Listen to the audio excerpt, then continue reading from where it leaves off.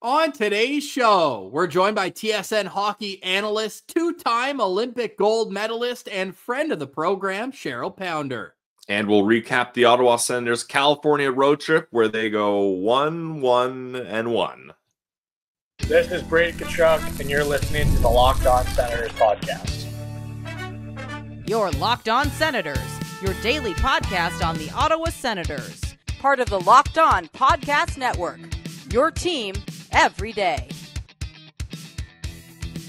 Welcome! You are locked on to the Ottawa Senators, the only daily podcast covering the Sens. On the outskirts of enemy territory, I'm Ross Levitan, alongside Brandon Piller up in the Blue Mountains. Today's episode is brought to you by Gametime. Download the Gametime app, create an account, and use code LOCKEDONNHL for $20 off your first purchase. Terms do apply. Today is Monday, December 2nd, and Pilsy, the Ottawa Senators begin December with a shootout loss to the Anaheim Ducks, but they do come home with at least a point in 2 of 3 games on the road trip.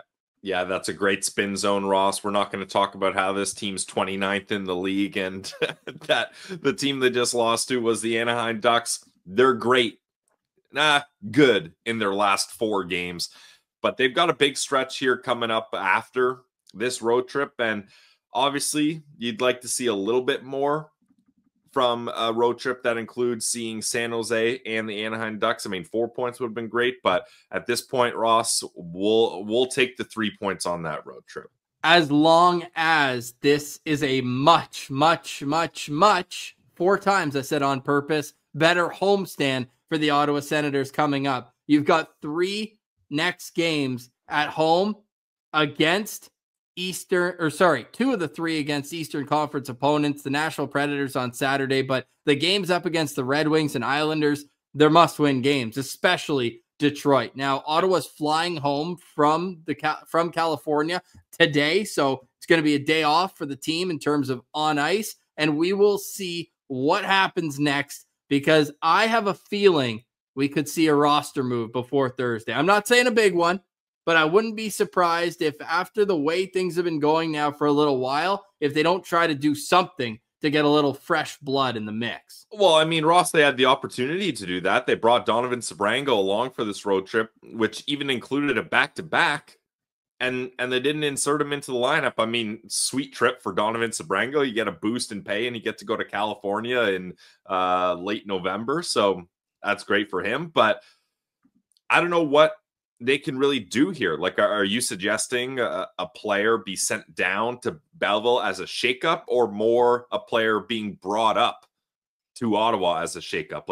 Where's the emphasis on that roster move for you? I think in a perfect world, you're bringing in someone from outside the organization. So you're not even talking internal. You're talking trades. No, because I mean, internally, I was surprised that Cole Reinhardt didn't play last night. I was a little bit surprised that Donovan Sabrango didn't get into the lineup, but there has to be something done, and we'll get to it with Cheryl Pounder about how you fix this decor, because it's just not working having Jake Sanderson with Travis Hamonic. They've been on the ice for 9 goals against at 5-on-5, 1 goal for, and we're over 200 minutes of sample size. This is one of a few issues plaguing this team, the penalty kill being another, but it's not working. And the definition of insanity is doing something that doesn't work over and over and over and over again. And I just think that it's got to reach a boiling point here, because what should be your best defenseman has arguably been one of the worst on your team this season. They need to get Jake Sanderson going in a hurry right now. Yeah, Sanderson and Hamonic were downright bad last game. Like, you look at the goals that were scored, I believe they were on the ice. I know for at least 2 of them. I mean, Sanderson finishes a -1. But I didn't like the play from them, and Jake Sanderson's got to figure it out, because you look at who's supposed to be your best defenseman, Ross. He's sitting at a -14.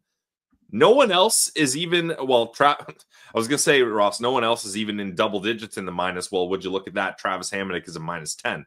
That just can't happen if this team's going to have any success. And that's why, and I mentioned it to Cheryl in the interview, and that's kind of been my my one saving grace is that we know Jake Sanderson is a much, much, much better defenseman than this. And if he can get back to where we know he can be, this team's going to have a lot better opportunities defensively. And hopefully that shifts their whole game from a defensive standpoint. But for now, from what we're seeing, this is not the Jake Sanderson we know and love, not even close. How many good periods do you think the Sens played out of 9 plus the overtime on this trip?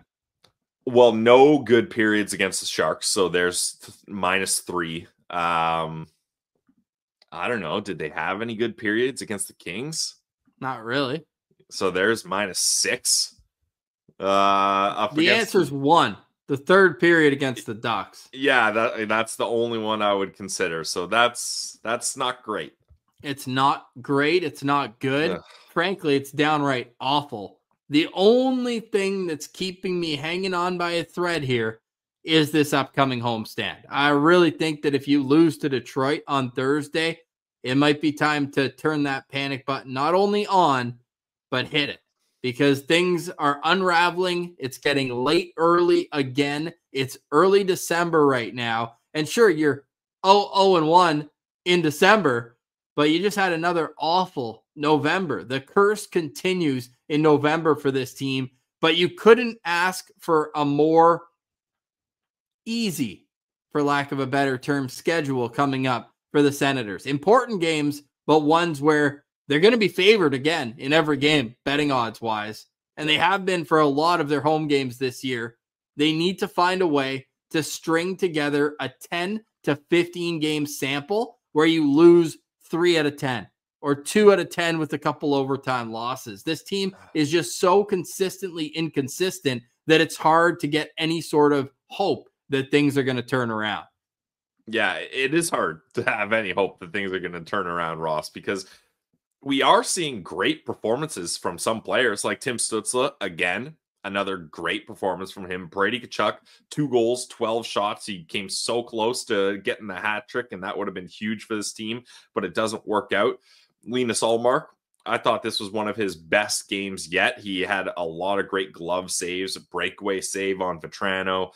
He was good in overtime, even using his mask to deflect pucks away. Like, Ullmark had a great game. So some of the top guys that you need to be performing well are performing well. And even, like, I would say Timmy's exceeding expectations in this season. He's been incredible. Jake Batherson has been pretty consistent as well. So, like, you do have those foundational pieces that are doing well, but it's just the rest of the team is just not coming together. We finally had some bottom 6 scoring. Amadio gets it over to Cousins, and he gets a nice goal there, but it's not enough. This team needs more. And to not be able to beat a Ducks team that's in the thick of a rebuild, that's very concerning. And it makes a lot of sense that the Ottawa Senators are in 29th when the Ducks and the Sharks are giving this team fits. Now, I will say, and this is the delusion in me, I love the Anaheim Ducks, by the way. I bet on them when they're underdogs quite a bit this year. I love Lucas Dostal. Now, I mean, I didn't bet on them, but they did get the win, and they were definitely underdogs in that game. But the Sharks, we just saw the Sharks put up 7 on LA, then Ottawa beat them, and then they put up 8 on Seattle the next game. So the Sharks are on a bit of a push right now, and we know they've got a bunch of young talent. I just don't think 28th in the league, Ross. Yes, correct. But I just think that they are showing that I'm talking about the Sharks, showing that they are offensively gifted and looking a lot better on that standpoint. But Detroit, a team that Ottawa's beat, 11 of the last 13 times head to head. They're coming to Ottawa. It's a nostalgia-based night with the Pizza Line reunion. Got to win that game. Got to win it in regulation. I don't need an 8-2 win like Ottawa beat St. Louis a month ago, but I need a convincing win for that game to really start feeling better about the way that the Sens season is going.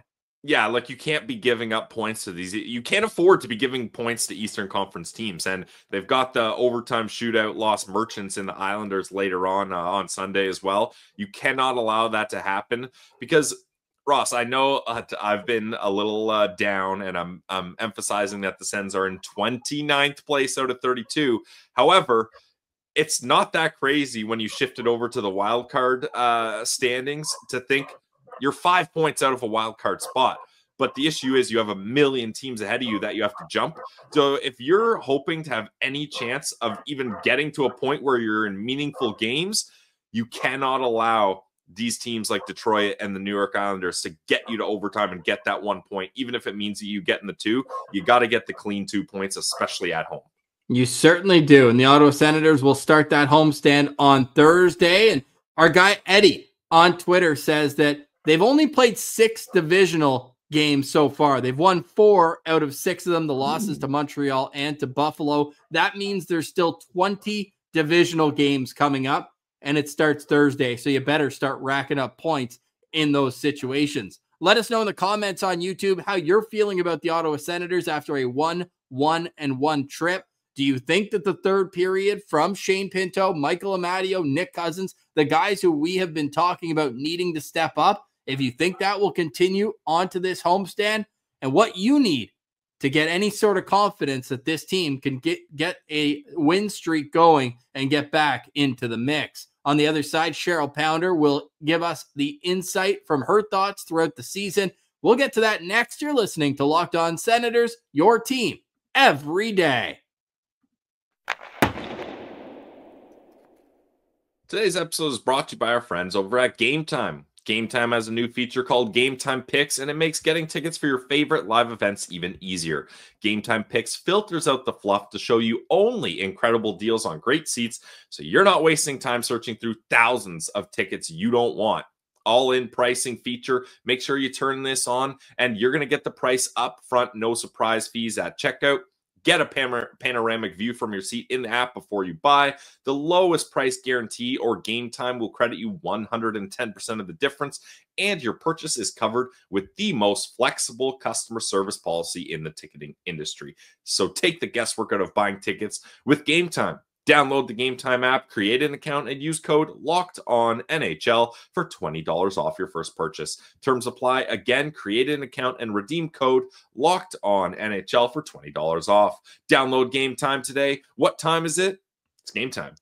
Today's episode is also brought to you by FanDuel. It's the official sports betting partner of the Locked On Podcast Network. Here at FanDuel, we know that you want to get in on all the action. That's why the FanDuel Sportsbook apps gives you everything you need to place live bets while you are looking at play-by-play and so much more on the same page that you make your bets. New customers can bet $5 and get started with $150 in bonus bets if that first $5 bet. That's for new customers who bet $5. You'll get $150 in bonus bets if you win. So visit FanDuel.com to join today. You'll get started with $150 in bonus bets if that first $5 bet hits. And you can also see daily specials, player milestones, the 4 nation face-offs. The rosters are coming out on Wednesday. You can get the game, money line, puck line, Canada versus Sweden, February 12th. They've already got the lines on that. The teams aren't even made yet. You know, we're riding with Canada here on the show. So never miss a moment and make every hunch count at FanDuel, an official sportsbook partner of the Locked On Podcast Network. All right, we now welcome a very, very special guest back to Locked On Senators for the 5th time. She's a 2-time Olympic gold medalist, a 6 or 7-time world champion, and you hear her analyzing Ottawa Senators games on TSN. It's Cheryl Pounder. Welcome back. How are you doing today? I'm good, guys. We don't talk about the silver, so we don't talk about the loss. So I think it's 6, but it's 6. You know, there's so many I can't count. Medal, I packed it away. It's funny. I after we won the silver in 2005, I actually think it's the final question on Who Wants to Be a Millionaire. You ready for it? What team never gave up a goal in an entire event, World Championship, and lost? So imagine those underlying metrics, boys? Never gave up a goal against. Lost in a shootout. Ross loves the shootouts. Gold medal game. So change would come. Like, as a defender, I'm sitting there going, can't get any better. And then all of a sudden we know change is coming because we were playing too safe. So there's always things that you can look at. But yeah, so anyway, that's just my little sidebar on that silver. I would love for a 2-safe game for the Ottawa Senators, maybe a boring one here or there. I could go with that. What do you think about the shootout? Because I was very vocal. I think it's the biggest joke in the world, especially with how fun 3-on-3 is. Like, are you with me to extend it to 10 minutes? Yeah, I would love to see, because it's not going to go, how often are you going to see it go above or close to 10, right? It's just entertaining. It's back and forth. I would love to see it extended, just because even as an analyst, it's just, that's where you're getting end-to-end chances. Typically, guys are gassed. It's going to go in. The game is going to end. So let them play. Yeah, long change too. I like when they changed that up and made it a little more interesting even. You were dialed into the Ottawa Senators game last night. We saw you on TSN 5. What were your thoughts watching that one develop? Guys, it's interesting the difference in the team from the third period and say, after Brady Tkachuk's goal in the second, just the inconsistency of that, right? And I think one of the biggest things that I think we're all talking about is just managing the ebbs and flows of a game, and the timing of when they give up chances, and the timing of, finding ways to work off the momentum that they've created.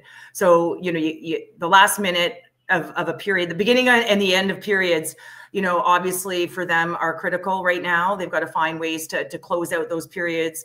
And then Brady Tkachuk comes out in the second after, giving up a goal with just under 6 seconds remaining in the second, or the first, sorry.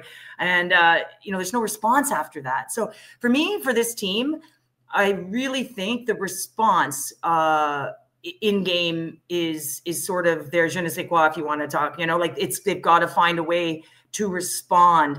And that's something that I just keep looking at in terms of the timing of when everything's happening. We always talk with the Sens, Cheryl, that they seem to be the most unlucky team when it comes to momentum swings. Like the momentum swings are always going up against them. Although last night they were able to kind of control some of it. Sure, the Ducks score at the end of the first period, but then the Sens were able to score at the start of the second period, and then the Ducks take the lead again, and the Sens are able to score a minute and 9 seconds after. So they had a little bit more luck there. But as a player and on a team that's having those momentum swings go against you, what can you do to kind of strategize to be like, all right, how do we not let those quick momentum events just totally derail us? Is there a strategy you can put in place to try to prevent that?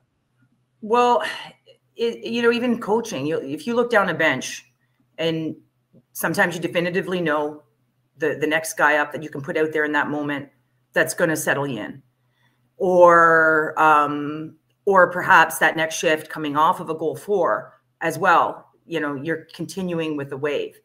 But there seems to be sort of like a blockage between that. And so, there's a real strong mental side of the game, right? The difference between good and great is between the ears. It's finding ways in the moment to deliver the goods. It's the killer instinct. I was having a conversation with someone the other day about it, because it's really intriguing to me. Is this innate? It's not a matter of want, guys. Obviously, you don't get to the NHL not putting in the extra, not putting in the work, not doing what you need to do. But in those moments, collectively, it's finding a wave, and who's going to be on that wave. And that's why I think there is something within the group, the culture, the finding. And sometimes you have to win in order to have that recall button. You have to find way to win to know you can win in those moments. And it's that recall. So they're in this situation right now. It's sort of this area of adversity that they've got to find a way at some very quickly. And then I think once they've done it, there's the recall there. But with this group, they haven't won yet. And so I think that's always in the back of the mind. They're not playing ahead of the game where they can just be free, play to their skill sets. They're playing behind the 8 ball. So again, until they have that F it attitude, I feel like Pinto got it in the third. It was like, you know what? Screw it. Like, it ain't work. I'm going. And so I feel like there's that fine line of when that happens. But you kind of got to be in sync. You got to have a wave. It can't be one, it can't be one line. You got to have the batting lineup going. You got to get 8, 9 on base, and then your heavy hitters got to bring them around. You can't have that just there can't be a break in the chain, if you will. So you're talking to the delusional duo here with us. We're always trying to find the positives in everything. And with Nick Cousins scoring that third goal, assisted by Michael Amadio, his first point in 9 games, Cousins' first goal in 14. That's where we're at, where it's like these depth guys need to produce, but also on the back end. And I know you played defense for a long time, and I know you said you're a stay-at-home defenseman, but you like getting a little offense from the blue line right now. The Sens are stuck with 4 goals from their back end. Is there a way where maybe they could start trying to generate different looks and get Chabot and Sanderson especially into more shooting opportunities? Well, yeah. I mean, first of all, you got to get in clean with speed, right? I think you got to possess the puck on entry. A lot of the time the defense, when they are activating on the weak side of the ice, so on the exit, I always like when they're hitting that weak side D on because they're using the other side of the ice. Now they could be gaining entry and they're in and around the net. So that's one area. 2, I think they need a bomb on the back. That's that shot threat, that bomb, getting to the middle of the ice and finding those lanes. I mean, you're going to defer obviously to Stützle to kind of give that puck up because he's playing so well right now. But yeah, I think you've got to activate. I think that, you've got to get those entries. Once that sag happens in zone, when that puck goes low to high, you got to be ready to rip it right away. And I think a couple of times, even last night, I saw the extra handle, which pulled them outside sort of the shooting lane. So now they're shooting from a little bit wider. So now you're shooting for a tip, which is fine. But yeah, just popping into those spots with good timing and letting it rip. But again, I think possession on entry and the low to high, that high ice is available a lot, guys. So finding that lane is critical. You don't have to have I would like to see a bomb there, but it's getting it through as well. And offense comes off of shots, right? So that's critical, but I do think the entry is something that's intriguing to me and how they get in and how they're using their D. Hope you're enjoying our conversation with Cheryl. We'll get right back to it. But first, Pilsy's got a word from one of our favorite sponsors. Today's episode is also brought to you by Mary J's. Mary J's is a locally owned cannabis dispensary in the Ottawa area, and they have 4 stores in Ottawa. You can check them out at Riverside South, Orleans, Greeley, and Russell. Mary J's offers the best and newest products in the market. They're even adding new stuff to the menu every week to keep it fresh. They got competitive pricing. In fact, they're going to price match any store in Ottawa. That means you're guaranteed to get the best price around when you shop at a Mary J's location. And they've got the friendliest bud tenders around who are always ready to help you out with whatever you need. One of the owners, Dashy, absolute beauty, diehard Sens fan. So go to one of the stores, say what up to Dashy, pick his brain about the Sens and all the latest, greatest products that Mary J's has to offer. Also, check out the website and get yourself a loyalty card. Check it out today, guys. Mary J's Dispensary. Love our friends over at Mary J's, doing great things all across Ottawa. You can also check out their flagship store in Kingston.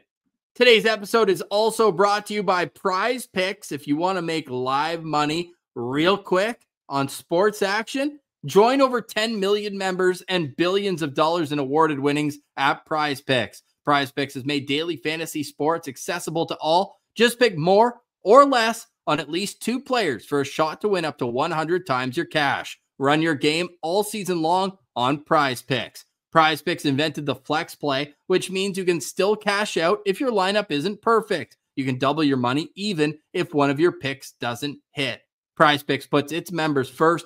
All withdrawals are fast, safe, and secure. When I hit my picks, I can get my money in as quick as 15 minutes. So download the Prize Picks app today and use code LOCKEDONNHL to get $50 instantly after you play your first $5 lineup. Download the app, code LOCKEDONNHL, and $50, boom, instantly after you play your first $5 lineup. Prize Picks, run your game. All right, now back to our conversation with Cheryl Pounder. And Cheryl, you've been one of the biggest advocates of Jake Sanderson's game for the last number of years. We love the way he plays, but it almost feels like he's a bit broken right now. Would you agree with that assessment? And how would you coach him to try to get him back, to get his confidence up? I'd put him with Jensen. Yeah. The confidence element, it's one thing obviously that we know about Jake Sanderson is his skating ability. Even as this step is because I think there's a little bit of a hesitation because whether we, it's innate, right? The confidence is something that comes from within. And so it does force you to unwillingly hesitate. So when there's hesitation, you can be a little bit a step behind. Now, we know his skating, he's a beautiful skater. His edge work is unbelievable. But even the way he gets out of pressure, he just knows he's reading ice in front of his opponent. And right now I feel like that hesitation a little bit, because there's a lack, there's that question mark in confidence. There's over trying guys, right? As an athlete, you can over try, you want to be in the right spots you want to, but your hands get a little bit tight. You miss the mark on your pass. And one of the things with him that I've always found that he's so effective at is his puck management, but the way he reads the ice as well. And so that's something where his decision-making for me has been a little bit off. So yeah, I would like to see him with someone like Jensen. I think you absolutely need Sanderson. I don't want to try and balance my D-core right now. I want to bolster my 4 as best I can. And so for me, that would mean you need Jake Sanderson. You need him to win. You need him to be a difference maker there. Shabbat has been better this year. I would like to see him with someone who's more of a stabilizer, someone who's making good decisions with the puck. Someone will let him activate into different pockets on the ice offensively and help him get his confidence back. These numbers are astounding. Like Jake Sanderson and Travis Hamonic have played 200 minutes at 5-on-5 together, and they've been on the ice for 1 goal for, 9 against. And you mentioned with Jensen, they played 25 minutes together, probably a lot of that on the fly within games, and they have 3 goals for and 1 against in 25 minutes. Like, it's almost inexplainable at this point. Well, and I mean, Jensen's obviously been in you can talk last night, he nearly had a giveaway, but I still liked his game. I'd marked a number of his plays. It's the habits, the counter, the quick counter. This team's got to play with speed. I mean, this team has to play with speed. And so quick counters, just popping that puck to a space, like just those small little reads that Jensen does, but also reading numbers, his box out. So there's a comfort level and trust level when your D partner is in the right spots. And once they're in the right spots, that gives you a confidence to just play your game. And, it's unwritten. It's just the feeling, right? And that's the biggest thing on a team, in a group. And it's just why best teams on paper don't win. And so I just would like to see that. And I think Sanderson sort of will come into that offense. We saw in the first 5 games of the season, guys, right? Like, yeah, power play points. But just, I was sitting there going, this guy's, everyone's seeing him. I remember I'm saying to people like, yeah, like, I have the pleasure of watching him all the time. So yeah, I think he's going to be part of a Norris conversation in the next little bit, because other people are starting to get eyes on him. So he's certainly fallen off the mark. And from an offensive perspective, first of all, I think I would want him to start with just that, his good decisions with the puck, they'll lead to his offense. I believe that through the core of me, that it leads to good offense. It leads to entries, right? You get exits, you get clean exits, you have speed. You have speed through neutral zone, you have clean entries, and then you don't have to dump the puck in. So that's something that I'd be looking for. Yeah, that's one reason why I'm still hanging on hope that the Sens can turn this around, because if Jake Sanderson can even get back to half the defenseman we've seen him play, even in his few short years in the NHL, this team's going to get a huge boost from that. But we identified some of the problems with this team, Cheryl. Let's try to get a little positivity in the mix here. It hasn't been easy for Sens fans to do that. But who have you liked from the Ottawa Senators that's really impressed you lately? It's the no-brainers, right? Timmy Stützle, to me, has just been, he's playing with such urgency.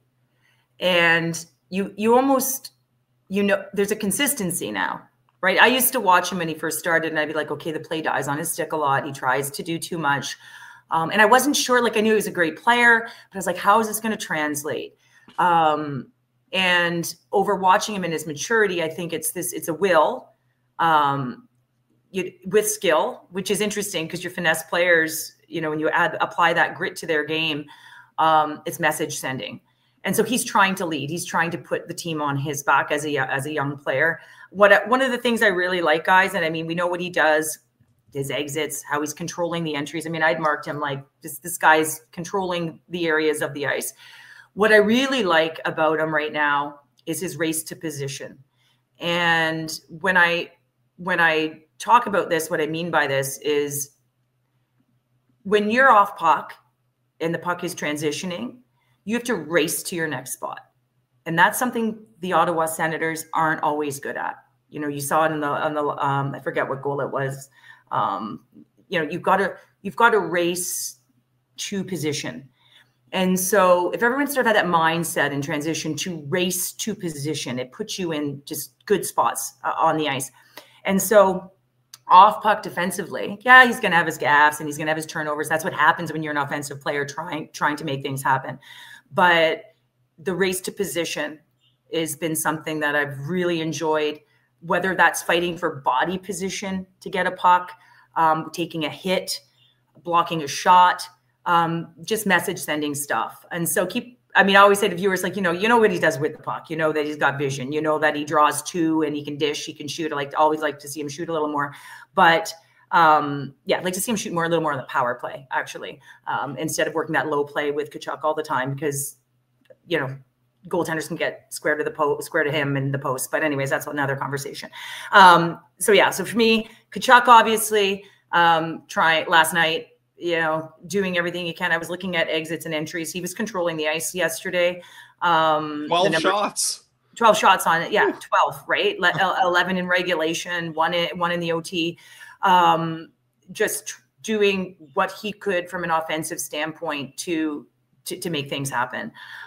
So yeah, two guys, I think we've known that. Ullmark, I think, kept them in it yesterday, to be truthful, gave them an opportunity to win, and was able to manage the sort of their lag after they had momentum. So even after Tkachuk scores that goal, guys, they get a breakaway, right? Like less than 2 minutes later. And that's the timing of the metrics that I kind of want to see. People are like, okay, with goaltending. And I'm like, I'm trying to find out, I'm just kind of talking with Sport Logic about, we can look at percentages, we can look at numbers, but to me, when are the high grades happening? Right? So we can look at, okay, we've been better defensively, we've better in the metrics, top 10 in the league in this, we're boxing out better, we're doing, okay, yes, under 100%. The eye test at the beginning of the year to me was bang on, not of late, but the timing of when that, and I'm trying to kind of get that niche to find out the timing. What about the timing after a positive? What kind of grade A's are we giving up? And that was something yesterday that we saw, right? Again. So Ullmark had to be big to make those timely saves, and he did. I think it was 14-7 in terms of inner slot shots. Yeah, and well, one of the outer slot shots was the scariest one, the one where it got lost in the lights. All of a sudden, it's a huge glove save. I think that's another reason why Sens fans who want to grasp for positivity is that's 2 elite games in a row for Linus Ullmark. So you're hoping he can keep that up. Yeah, I mean, consistency in net gives you confidence, right? To knowing that you can get that timely save. And for me, I mean, their structure was off yesterday, which is interesting. So he's playing well, but then they kind of lost their integrity as a group defensively. If you notice, like the way they were tracking, overplaying, I mean, guys were getting way too many looks, right? It's one thing to get one shot off, but you have to be close enough to him to lay the body on to get him out of there. And they weren't close, right? Close enough. So there's miscommunication, misidentification, which typically happens off rush to me. So again, I was saying to Linz on the broadcast, I said, I would have loved to have broken down that goal with 5.6 seconds left. The problem was we didn't have time. Right. So that's just a clear indication, right? I'm talking to the guy in Libero. Do we have time? He's like, Cheryl, it's 5.6 seconds. You can't put an arrow on this. You can't put an X. You can't put an O. So it was just, just loss of coverage all over the place, pinch, just the works. So, but in terms of that, this is a group, they're not out of it. Yeah. Right. And I always say, as the athlete, I'm an optimist. And as an analyst, I could be a little bit on the other side. But what really matters is the athletes. Right. And so it can happen. Yeah. And a defenseman should never be getting three shots at a rebound like Jackson Lacombe did on that goal at the end of the first period. You just got to get him out of the crease. And a little bit of a who's got him moment, whether Amadio on the back check, Sanderson kind of followed the first guy to the back door, and just did not look good. And just to wrap up the conversation on Tim Stützle as well, you want him to shoot more on the power play. In his last 100 games, Cheryl, 100 games, how many power play goals do you think Tim Stützle has? Oh, You tell me. 2. Yeah. Got to get that number up. He had 1 all of last year. He scored, I think, in the 2nd or 3rd game of the season on the power play. We're like, okay, we're back, and now he's stuck at that. Now he's still facilitating, but if he's going to be the passer, we've also talked a lot about Josh Norris being unwilling to shoot on the power play as well. So your only option is Brady smashing it into the goalie's pad and hoping for a rebound. Well, yeah, I think it was the 5-on-3. I kind of wanted to see Norris out there, but the, I think that's a really critical element, is that you can have a direct approach to the net. Like I like Timmy Stützle's work up high. I think that I marked up one of the plays last night of the motion, where he worked the entire zone, and that it's unpredictable. So it keeps the D guessing, pulling them outside to open up middle. And I love that.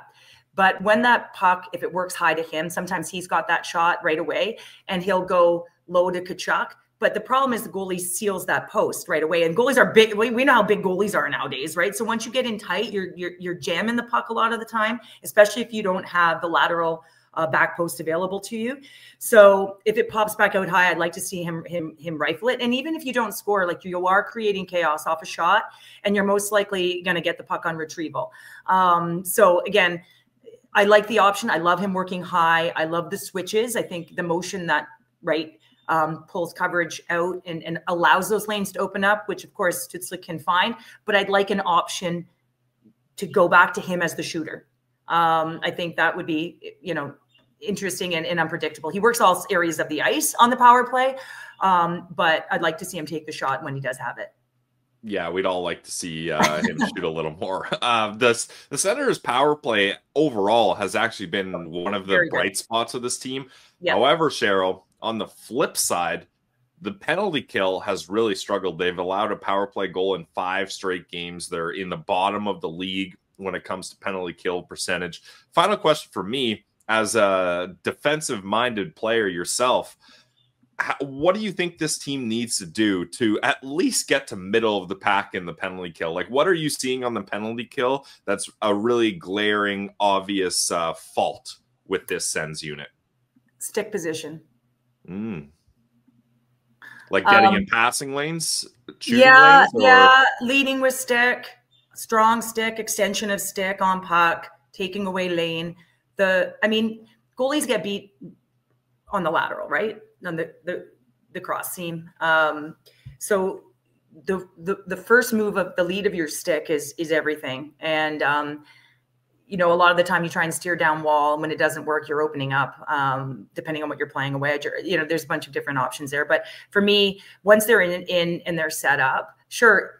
I thought it was a really nice play, Toronto last night when he popped back because he saw Giroux going this way. So he popped, right? So when Giroux was going south, right, he popped for the shot. But where are the sticks? I think it was last game, one of the power play goals. I think it was the 4th goal. Stick positioning was off, right? So even if your stick positioning is on, sometimes it might get feathered in there, but sometimes the puck remains on the guy's stick a little longer, right? Because he's looking for it and he sees the stick. So, I feel like the stick positioning for me is one of the critical pieces. And in the women's game, we could never hit, right? So the stick was like everything: steering, angling, leading, and I think when you talk about PK, yes, you have to be able to skate. You have to be able to anticipate. I think anticipation is in an undervalued, talk about skill, but the stick position and box out is, something that's got to happen, and recognizing the angles of when you're sort of in that situation where you're the two, right? You've got the 2 guys or whatever, and being able to anticipate with stick the threat. And it's difficult when you've got bumps and their decoys and the way, depending on how they move. And if the opposing team gets in, obviously the biggest thing, win the face-off, don't let them in. Toughest thing to do on the power play is to get in and get set up. So there's the bones right there. But once they're in, I think the stick position is something that the Ottawa Senators could really, utilize just a little bit, working on that element for sure. Something to watch for as the Ottawa Senators come home to start a 4-game homestand with a divisional matchup against the Detroit Red Wings on Thursday. Cheryl, really appreciate you joining us. And with your impressive resume, I didn't put in that you're the voice on NHL 25 as well. We talked to you when NHL 24 came out. And you said it was a grind getting all the takes and all that. My question is, with all like new players or new mentions or new kind of script, how did the process change from your first year doing that to now this year? You know what? Less recordings. But yeah, just honestly, the same stuff. They try and incorporate different elements. But most of it was the same, just a little bit less. And now the PWHL's in it, of course. So I've had to do some names for those. Got those names pretty. I better have gotten them correct. But yeah, I think it's fun. It's repetitive at times for sure. I'm sure my nephews, it was so funny, guys. My nephews said, "Aunt Cheryl." I said, "What is it?" And he's like, "I just got to tell you, I didn't know what to do." I said, "What is it?" He goes, "Just my friends play all the time. And, you know, I walked into the basement and they missed the net. So then I'm, why he misses the net, you know," and my voice comes on and there's Aunt Cheryl, they're swearing at you. They're swearing at you. They're yelling at you. They're calling you every name in the book. I'm like, good, just like when I played. We're good. Yep. Anyway, so it's so funny. They're like, "Oh, I didn't know what to say. It's my aunt." And yet they're swearing at her, you know, and I'm like, well, you know, miss the net, hit the net. Hey, better than being a referee. They'd be swearing at you a whole lot more, eh? Oh, yeah. My gosh. I've done that too, guys. When I was young, I was an official. I made extra money. I was a timekeeper. All around the game. So I've had the wrath, and I've heard some pretty choice stuff with the last name that I have. So you know what? It's been a ride. It has been a ride. You're the best. We really appreciate it. Final question, actually, because you're coming to the nation's capital on Friday. What can you tee us up for? Ottawa Charge at the CTC. Yeah, you know what? I'm looking forward to it. The Ottawa Charge, you've got you just got some great players there. Obviously, a shootout loss against Montreal at Place Bell wasn't ideal, but keep your eyes on Sir Dackney, Meissner. I mean, just this is a group that really can get it done. I think it's exciting. I always say that, you know, they've got some lines that I love, that they've got the shooter, they've got the finesse, and they've got the grit. They got, I think they have a pizza line, guys. Oh, wait a second. No, I won't go that far. I won't go that far. We gotta come up with our own, right? And I was talking about that on air yesterday, right? The magic, the sauce is when you don't just get a pairing, you get three that are willing to play for one another and to each other's skill sets. We saw it with Fillier and Carpenter as well the other night with New York. But yeah, I'm really excited, guys. Come say hi. Get involved. This is PWHL's here to stay, and these women are awesome. So yeah, it's gonna be great. And if you're looking for a ride to the game from downtown, the GLEBE Central Pub shuttle will be taking you to and from the CTC. Just $17 round trip. Leave your keys at home. Doesn't get any better than that. And you'll be able to bring the same energy that Cheryl Pounder brings to the rink.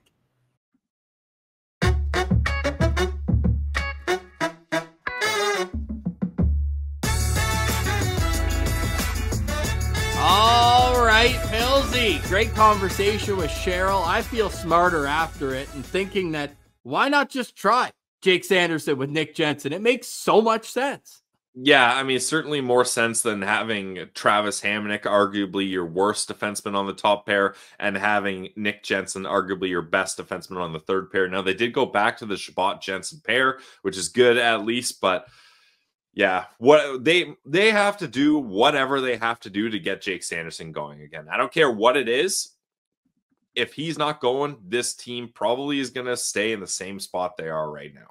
Pilsy, any final thoughts? Any Monday positivity from you? Not really, Ross. I mean, it's times are tough for Ottawa Senators fans, and I wish I had a positive Pilsy spin zone for you here, but I'm excited about Thursday, but also very nervous because if this goes wrong for the Ottawa Senators, even the power of nostalgia might not be able to fix things. You just have to score 6 goals, right? The old pizza line. Yes. They moved it from 5 goals to 6, and they kept hitting it anyways. It would be fantastic if we could see the Ottawa Senators pop off offensively against the Detroit Red Wings. The Wings, by the way, are playing the Boston Bruins on Tuesday, so let's avoid a 3-point game in that one. Pilsy, great show. Great stretch we're on. We got back-to-back games on weekends for 2 weeks straight. That means here at Locked On Senators, it is 20 straight days with Senators content, brand new, fresh for you. So make sure to subscribe everywhere you get podcasts, including on YouTube. Don't miss a show. Don't miss the postcast. We've got great guests lined up coming up, great segments, and hopefully the Ottawa Senators can put a great product on the ice as well. Wait, I do have a final thought, actually, Ross, based on what you were talking about. You're going to be seeing a lot of the Locked On Senators podcast in December. Ross, there is only one day in the entire month of December where we will not have a show. December 15th is the only day out of 31 where you will not see a Locked On Senators podcast show, whether it's an episode or a postcast. So that is crazy. The Christmas grind is getting going for us. Love that. Hopefully Santa brings a few wins into our Sens stockings. For today, we say goodbye. Thanks so much to Cheryl Pounder for joining us, and thank you for listening, watching, engaging with the show. For Brandon Piller, I'm Ross Levitan. This has been another edition of the Locked On Senators podcast, your team every day.